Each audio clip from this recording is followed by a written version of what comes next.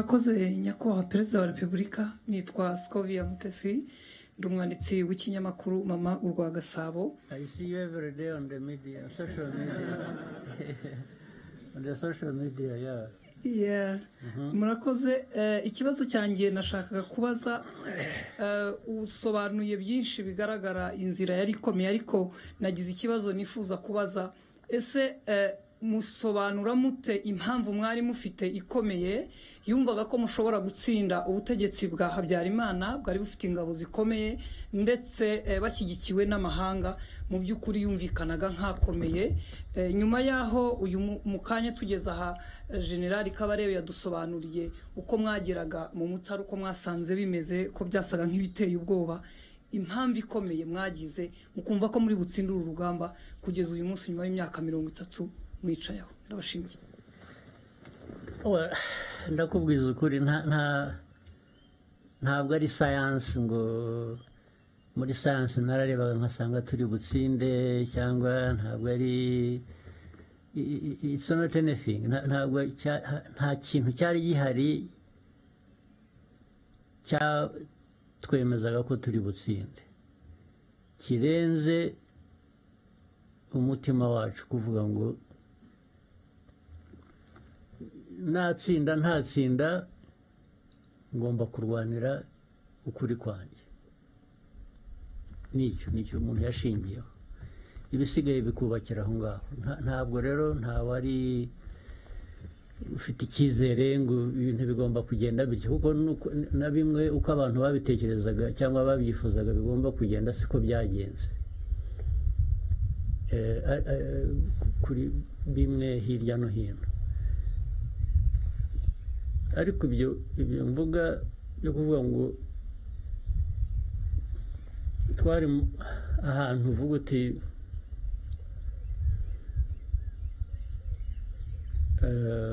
bya bintu natangiriyeho kugira ngo wenda nabivuze mu Cyongereza mbivuga mu Kinyarwanda, aho uvuga uti ariko aho ndi ibindi imbere ngomba guhangana nabyo.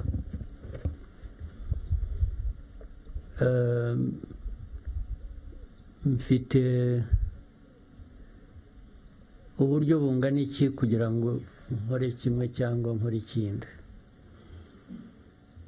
ariko ukaba ufite ibintu bibiri gusa, kuvuga ngo either ndabihunga nigendere nkiza amagara yanjye, kuko hari ababikoze barahunga barigendera babivamo, n'ubu barakiruka ntibaragaruka. Ibyo babikora. Ikindi ni ukuvuga ngo oya, ntabwo ndi bugenze, ibyo narwaniraga n'ubundi ni ukuri kwanjye, ngomba kubikomeza, ni nabizera mbizire.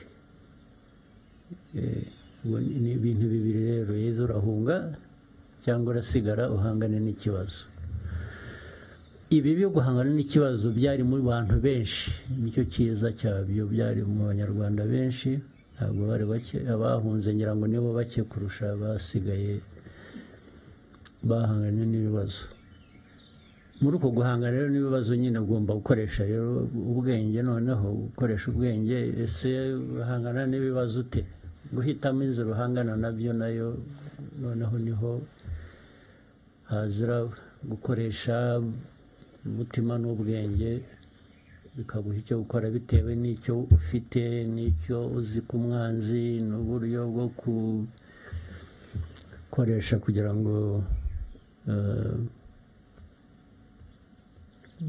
utsinda ari urugamba rumwe hano cyangwa ahandi, cyangwa utsinda urugamba runini rwo kurangiza ikibazo cyose. Nta kindi cyizere, nta kintu cyari gihari cyaha umuntu uwo ari we wese. Yewe n'abatsinzwe banza batari bazi ko bazatsindwa, babaga bazi ko ni leta, bafite ibyangombwa byose, bumvaga bari aho twebwe bitaga inyenzi, bazatunyura hejuru gusa bakagenda. Natwe kubera aho twavaga nuko twari tumeze n'ubushobozi butari buhagije twari dufite, usibye uwo mutima wo gukora ibyo ushaka gukora, warabikoraga ariko nta garanti, nta kintu cyakwemezaga ngo ibyo urwanira uzabigeraho, ariko wagomba kurwana anyway kuko nicyo wahisemo kandi niyo inzira yari iri imbere yawe warebaga wakoresha gusa. So ntazagira ukubeshya ngo ibyo twita intsinzi ngo barayirebaga. Barayirwaniye bayigeraho, ariko kuba warayirebaga iza ibyo bizavugwa n'utari uhari.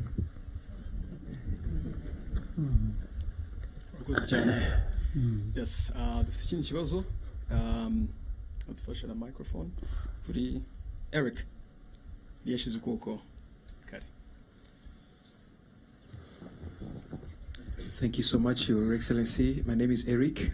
We just had a great visit of the site that was your military base, and it was a great visit. And then I went on to revisit one of the oldest video, but the famous one, where you were addressing your force, I think back in 1990. You told them in Swahili, how we quote, jeshi hili litakuwa msingi wa mabadiliko. And then he went on to tell them, sasa ndiyo maana matendo yetu yanapaswa kuwa tofauti na yale ya wale tunapigana nao. For me, these were super great values of RPA. So my question is, how could you envision unity and integrity, knowing you were not even allowed in your country, even coming to visit your friends and family, you could sneak in. And then we also had that, not here, I think we need to fact check this, that some of the Habyarimana forces that were wounded during war, some of them were treated here. And then where did these values come from, and how do they remain the foundational values of RPF today? Thank you so much. Yeah, societies, anywhere, or people, whatever, have values, certain beliefs, what they think is the right thing to believe in. And then, so Rwandans have values, there's no question about it. In fact, that to an extent explains the problem the world has. In the world, there are some people in some parts of the world who think they are the only ones who have values, and their values must be conformed to by others, which I personally feel insulted by and could not accept, can't accept it. It is not true. There are no people with better values than others. And better, how do you measure that?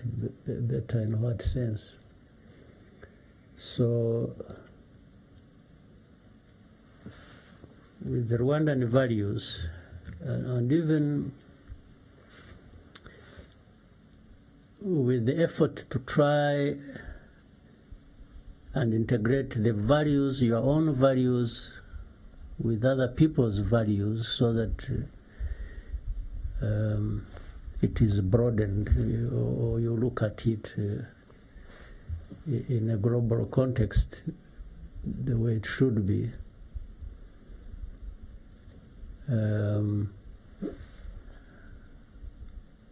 The governance of the country, the politics of the country, ordinarily should reflect the values of that society. So for a long time, in Rwanda, we had our own values even before. Then colonialism, okay, we can talk about that briefly, brought their own values, then gave or distorted the values of Rwandans, and unfortunately, Rwandans came to accept the distorted values as their own. What do I mean here? Having a country that is divided on ethnic basis isn't part of the values we should espouse. We shouldn't. But that's what happened. So the RPF, the origin of it, much as it is problems that had happened to some Rwandans, not only those living in the country, but especially those outside as refugees.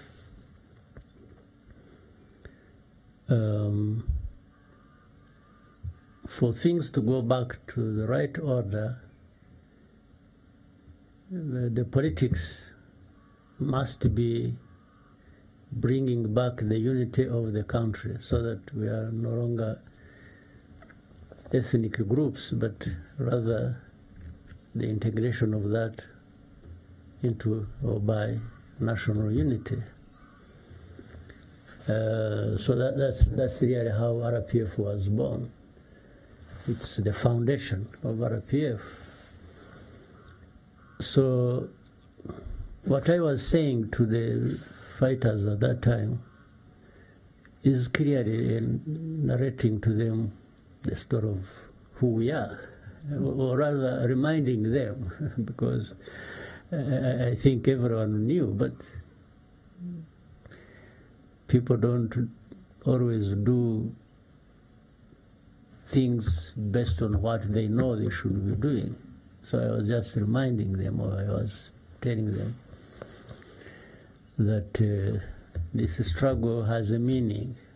It's not just fighting and you kill, they kill, and and you take over. Even if you take over an authority, or you are into government, you are there. You should be there for a purpose. It's not just taking over. It's there for a purpose. So that's what I was, and I knew that, of course, even as now it still is, even the RDF that transitioned from the RPA into the current defense force we have, is the center,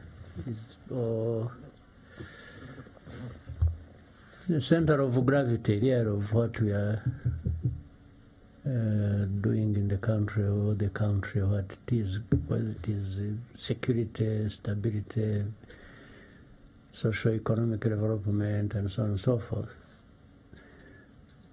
That message, and which they all understood, still plays part in what we are doing today, or who we are today, or what we want to be in the future. Is that differentiation between those who were fighting that later on committed genocide, or some of them had done so actually in many other, you remember this genocides of 60s, of 70s. So I was saying we are there, we are fighting for a cause that will change all that and create Rwanda to be what it should be. So that is even the message today, even tomorrow. Well, if we can fail to achieve it, but it remains, it stays the message. It is what should be driving us even politics we are doing, even the elections we are preparing for tomorrow, and the campaign is here running up and down. I'm not running up and down for nothing. I'm running up and down for that message. I had to present it and put it where it belongs and give it the results it should have.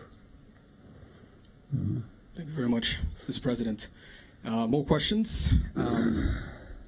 Joel? Yes, thank you, Mr. President, Paul Kagame. So my question goes, first of all, my name is Atunguye Joel. I'm a content creator and a proud first-time voter.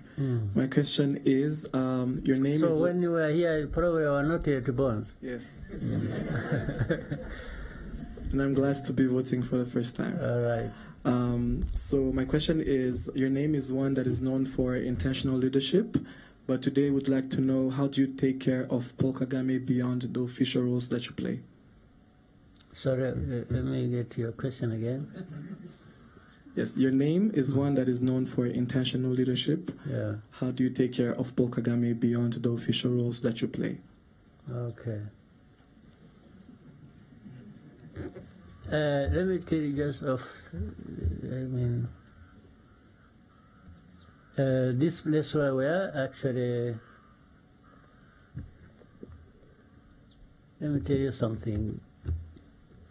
I don't know if it is necessary. When I was at the Command and General Staff College in the US, I went it is going to turn out to be a long story maybe, but you know how I went there also? First, it was not me supposed to be going for that course. I was supposed to be going for a course somewhere else. The one who was supposed to be going to the US was Fred Rwigema to attend that course. Even when I arrived at the course, I had to change the documents. Everything was recorded in Fred Rwigema's name. So we had to change all that into my names. But what happened, maybe I'm sure many of you don't know. When we started organizing in Uganda to actually do what the Ugandans got to know about it, we were doing it discreetly. And even encouraging Rwandans to join the army and inviting some from different other parts of the world to come and join and be with us. And because that time it was easy to join the army in Uganda, they had many groups fighting, so we filled the space. And some of us had the opportunity of being part of the struggle from the beginning, and we are so organizing and bringing people in.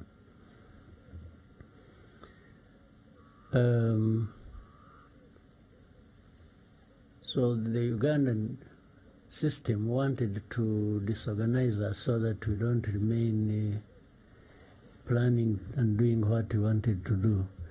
So they wanted to send the top 3 of us, no, 4, scatter us outside the Uganda to go and attend courses while in the meantime we get disorganized. So Fred Rwigema was supposed to go to the US. I was supposed to go to Nigeria. Bunyenyezi, you have heard of Bunyenyezi. Chris Bunyenyezi was supposed to be sent to some other place. Bayingana was supposed to be sent to Russia. So when we got to know about it, I talked with Fred. And I told him, I'm the one who insisted and encouraged him not to actually go anywhere, because that will just mess all of us up. He was our leader, then He said, if you go, that means postponing it for another 5 years or something. So we agreed. He's actually going to decline, and we tried to create a story of he would tell the authorities so that they understand he's not just objecting to going. And so he went back to the authorities, told them, and of course there was a bit of trouble. It was not well received. So I think the one who was told that he's not going and so on and so forth must have connected and said, you see, these people are up to something. Then they said, okay, since you are rejecting it, then Kagame must go. So it was going to be either him or me, so that still they maintain that thing they wanted to.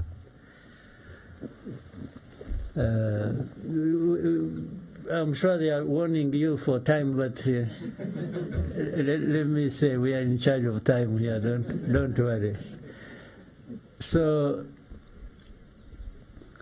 he declined, and they sent me, as if to say, okay, if you are going to go, then this one will go, because they never wanted us together.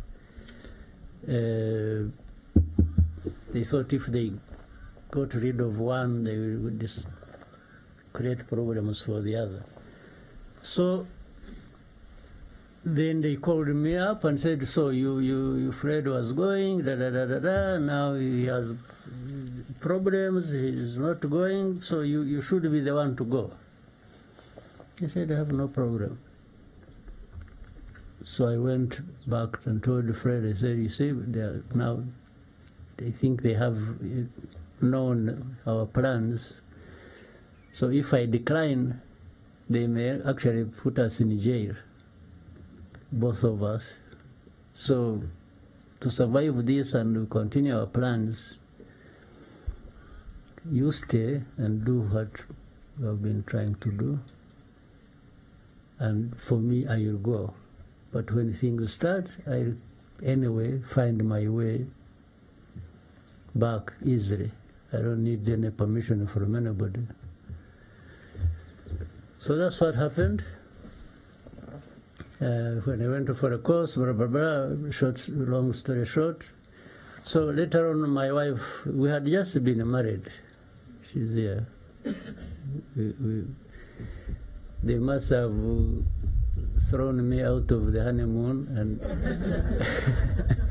and just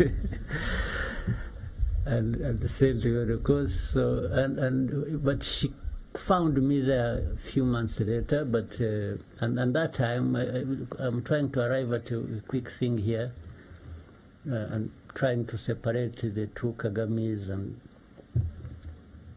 program 3 or 4, I don't know. But when she found me there, she was already pregnant with her first son, Ivan. And when the point I'm arriving at, in 93, actually in 94, just before genocide, he was 3 years old. He was sent to me. I stayed with him in this house somewhere. Is it up here? Yeah, it's up here. I stayed with him for a few, maybe a week or less.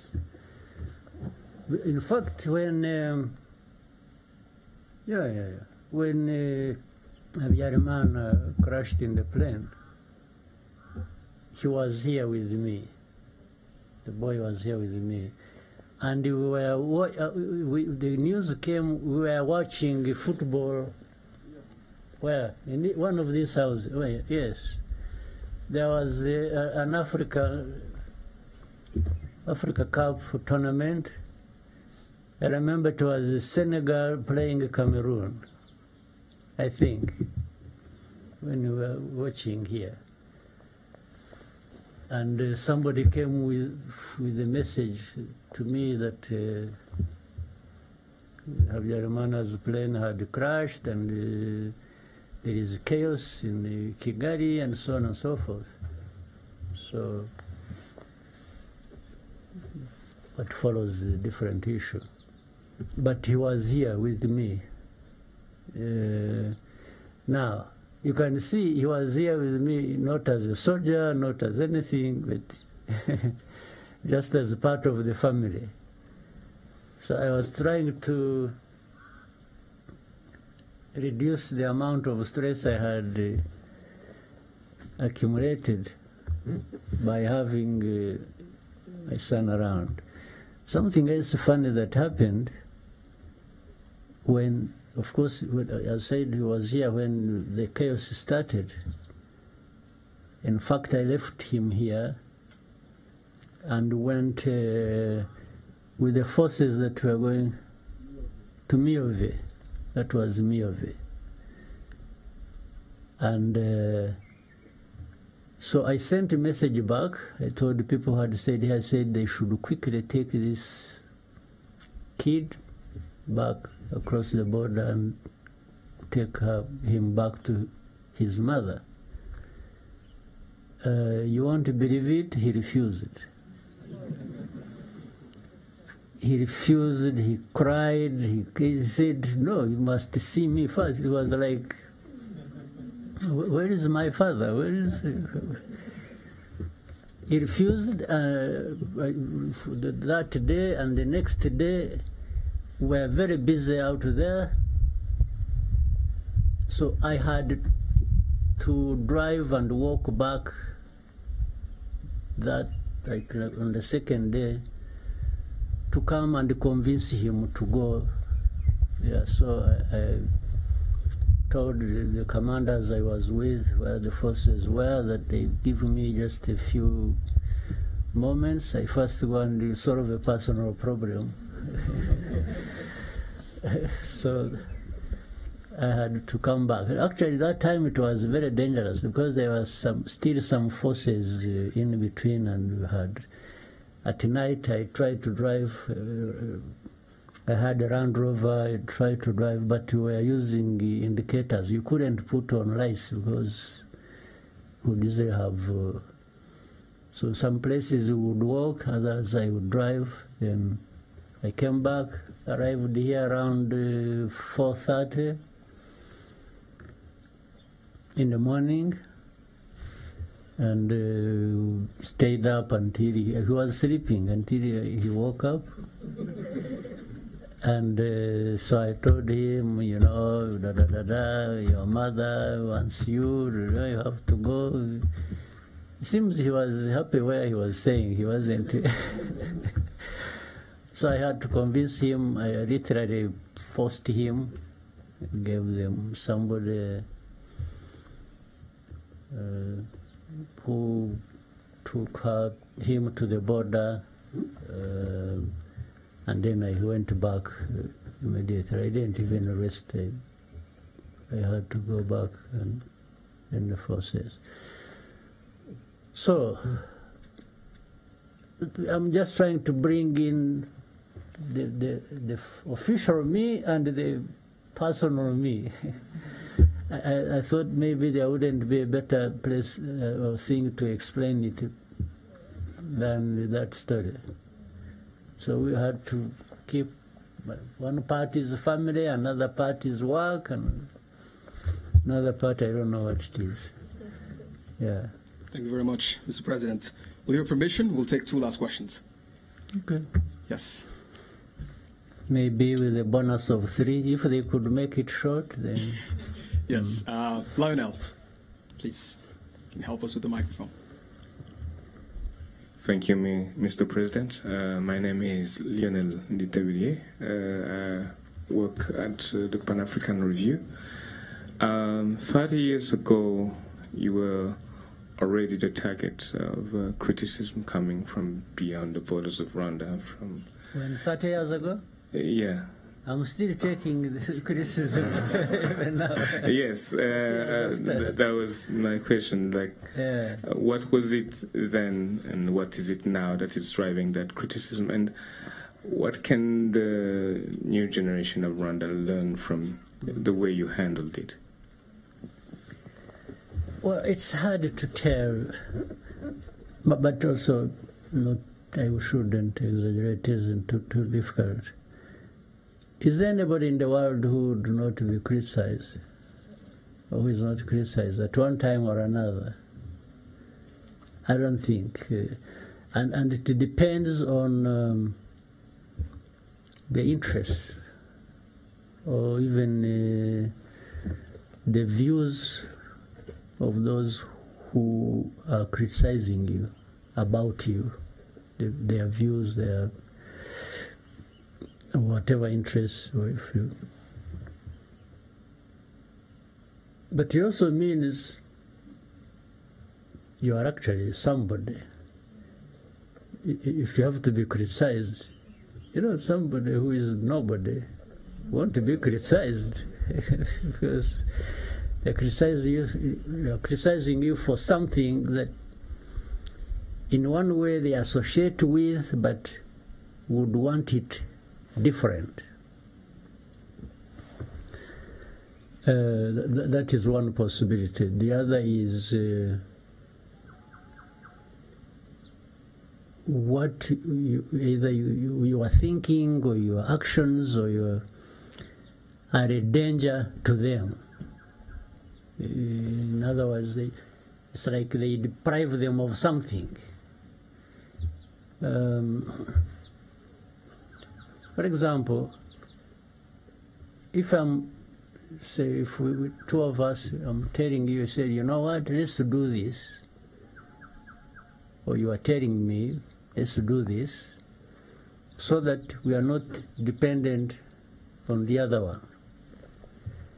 And the other one actually wants you to be dependent on them. They will not be happy that you are trying to be independent. So they will attack you for